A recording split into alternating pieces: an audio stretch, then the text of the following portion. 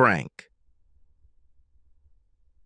My name is Frank Grimes, and my wife is Peggy. We have been married for 20 years, and we have 2 children, Mike and Emma. I'm returning home after taking Emma, our youngest, to university. I'm looking forward to getting home and finally talking to my wife about her experiences over the past 12 years. Her most recent affair is the most serious, because now that our children are gone, she is determined to leave me for her lover. I'm just turning onto our street and I see our house. The light is on, which means she's home. I pull into our driveway, get out of the car, open the front door, and walk in. My wife is sitting on the couch looking a little scared. I don't know why. I've never even raised my voice to her, let alone raised my hand to her. She looks at me and shifts her gaze to 2 suitcases standing just outside the door. I look at them too. Peggy Frank left to take Emma to her first year at university. I'm sitting on the sofa waiting for my lover to pick me up.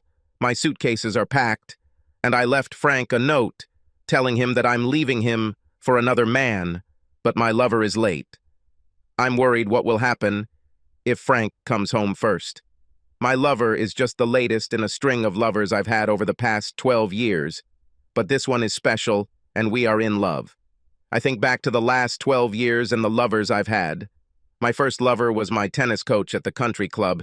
He was so attentive and caring that it was a big shock for me when he left without even saying goodbye. A work colleague was next, and on a work-related trip to New York, we had a little too much drinking and I woke up in his bed.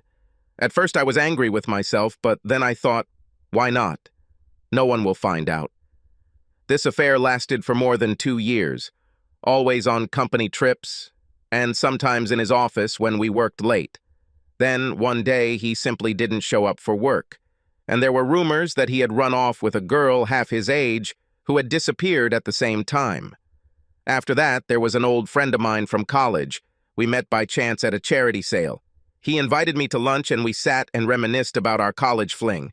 Lunch ended at a motel where we fucked all day. This went on for 6 months, and then one day he just didn't show up at our meeting place anymore. This brings us to my latest lover, Tom. He's my best friend's husband, and we started flirting at a barbecue he and Gina were having. It all started innocently, with a little flirting, then touching, and finally kissing. After that first kiss, we groped each other every chance we got. We had sex both in his bed and in ours. We were insatiable, and then we realized that we were in love and we needed to be together. So I'm sitting here waiting for Tom to pick me up.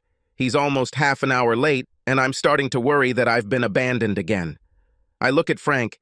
He looks so calm and in control. It seems like he knows something that I don't. So, Peggy, were you going to just leave with Tom? Or were you going to tell me? He knows about Tom, how he found out. I point to the note on the table with my wedding rings on it. He looks and picks up the paper, throwing my rings onto the floor. I wince at the implied insult. A note. Dear Frank, as you can see, I left you for another man, no matter who. I love him and he loves me. We are going to go far away so you don't have to see me. Please don't try to find me. It will only hurt you more. We had a good marriage and a good time, but over the past couple of years we have grown apart. I truly loved you and I know you loved me, but it's time to say goodbye. Peggy. I watched as Frank read the note and smiled. Then he put the note in his briefcase and turned to me. Thank you for the note. It will make things easier when I divorce you. I won't need to show the video of you cheating on me with Tom. Which video? The one where you and Tom were in our bed having sex like teenagers, disrespecting me and making fun of me. You may remember it was just last Tuesday when you said you were at the spa. You've been following me. How long have you known? From the very beginning, I've been keeping you under surveillance ever since you cheated on me with your tennis coach. I know everything about your lovers. You never said anything. Why? Because you would have told me the usual nonsense. It didn't mean anything. It was just sex. I love only you, and of course the biggest lie is that I won't do it again. You were the one who scared and drove away my lovers, weren't you? What did you do? Threaten them or bribe them? And what about Tom? You bribed him too. Why didn't you just divorce me? because I wanted the children to grow up in a normal family atmosphere, and also in a divorce you would get half of everything I worked for, plus spousal support and child support. I wasn't gonna pay you to fuck your lovers at my expense, so I just got rid of them. Frank, let me tell you a little story. When I was in elementary school, my best friend was a boy named George Vanini. He was a little boy and he was often teased, but I was always there to stand up for him and keep him out of trouble. Instead, I ended up with a black eye and a split lip. Pretty soon, everyone at school realized that messing with him meant messing with me, and it was painful. We remained friends throughout college and remain friends to this day. To make it a little clearer, George's mother's maiden name was Gambini. That Gambini family, you've heard about the family's role on the East Side. George's mother wanted to separate from the family and become law-abiding, so they sent him to public school and college. He graduated in business and law. I graduated with a degree in business and accounting. Much to his mother's dismay, he joined the family firm, and as my investment firm grew, I was hired to handle their firm's investments, giving a veneer of respectability to their investments. In return, I made a lot of money.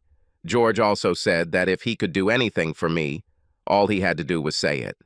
Well, when I found out about your professional tennis player, I called George and asked for his advice. He said he could take care of it, and soon the professional tennis player disappeared. Oh my God, you ordered him to be eliminated. I thought she was going to be sick, so I went to the kitchen and brought her a bowl. Yes, and the same thing happened with your second and third lovers. Once you got serious with them, I took care of them so that Mike and Emma would have a mother. If you hadn't started thinking about leaving me, they would still be alive. So it's your fault they're no longer with us. She looked up at me, tears rolling down her face. I guess Tom is dead too. No, I'm very glad that you're leaving me for Tom. The kids are in college now, so they won't need you. Tom is alive and well, for now, and waiting for you to join him.